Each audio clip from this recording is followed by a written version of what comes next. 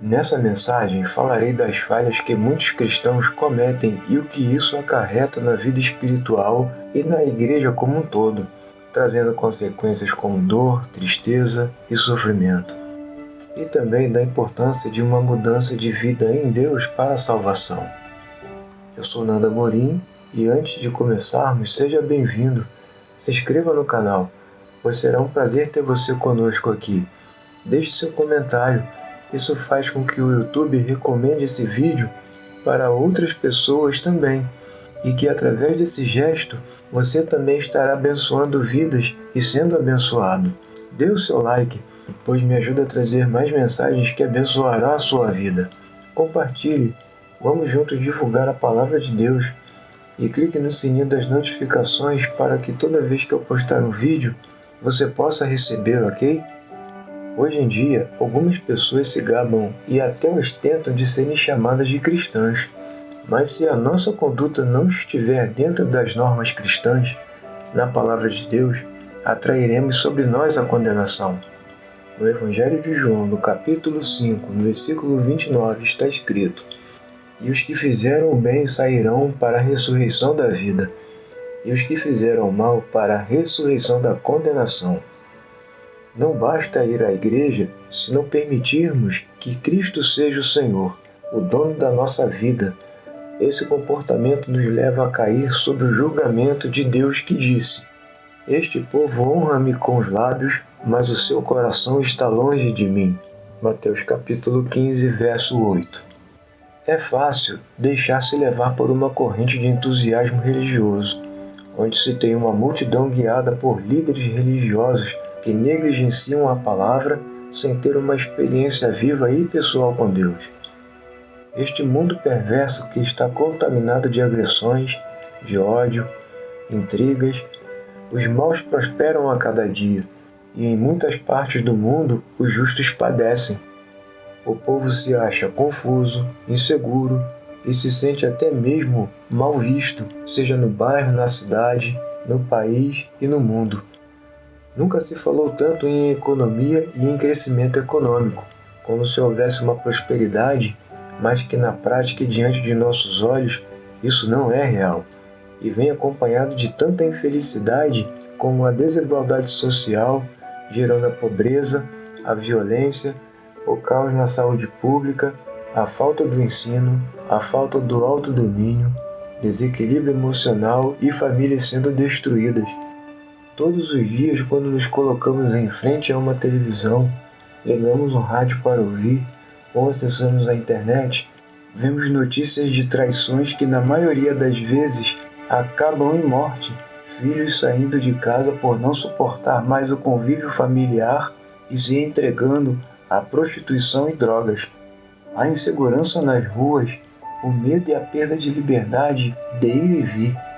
Se você quiser ir a uma padaria, ou ao mercado, ou a um shopping, não importa o lugar. Muitos já não fazem isso com medo da violência, e outros já saem com medo de sofrer um arrastão, seja na rua do bairro ou nas estradas, e assaltos podendo até mesmo perder a vida. Vemos a fragilidade das leis, com o sentimento de revolta pela impunidade. Pessoas morrendo nos hospitais por não ter, muitas das vezes, o básico, sem contar com a falta de estrutura nos hospitais, homens amantes pelo dinheiro e pelo poder a qualquer custo.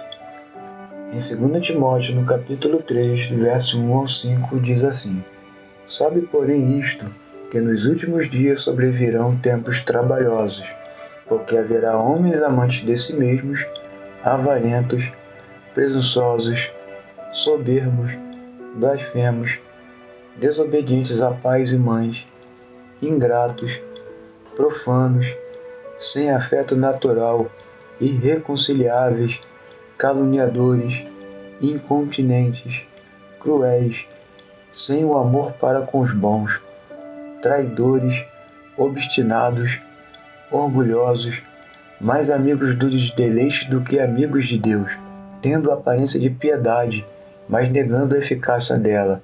Destes, afasta-te." Além de estarmos a um colapso de uma rebelião, o mundo está louco e clama pedindo a paz e a verdade.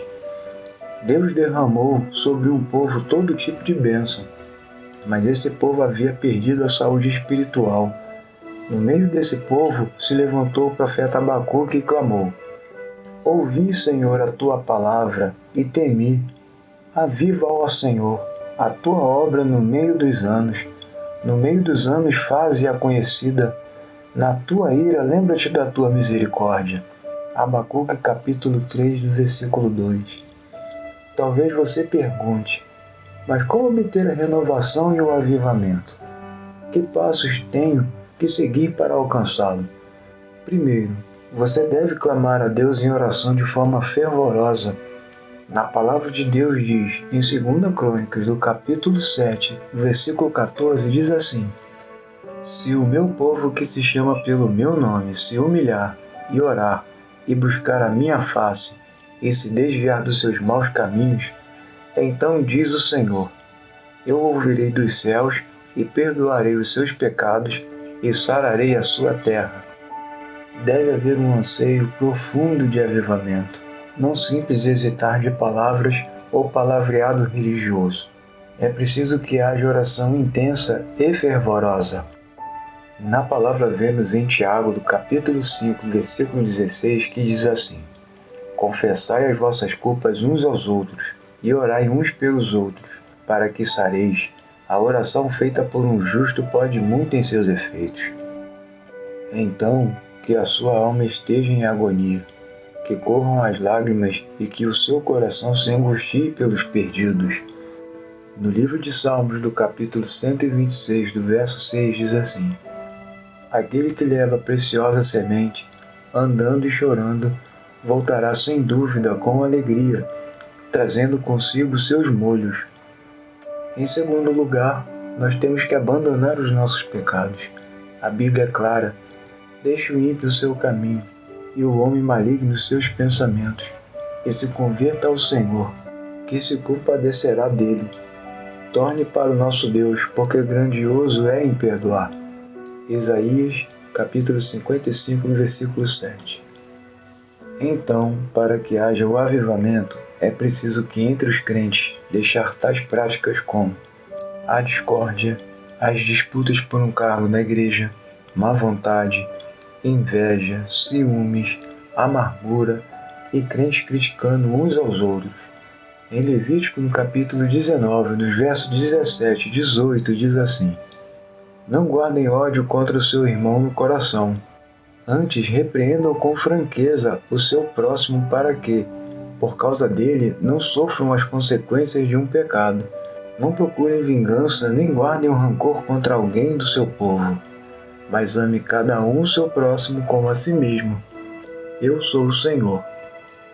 O mundo se acha perdido perante tantas discórdias, lutas e intolerância entre aqueles que dizem cristãos e pertencerem a Cristo. O avivamento deve começar no coração dos crentes antes que o Evangelho possa chegar com bondade ao mundo. Quando a igreja deixar as suas discórdias e egoísmo e confessarem os seus pecados, então deixarão que o Espírito Santo os encham. E para que se acenda o avivamento, temos que abandonar os nossos maus caminhos e os prazeres da carne que esse mundo oferece.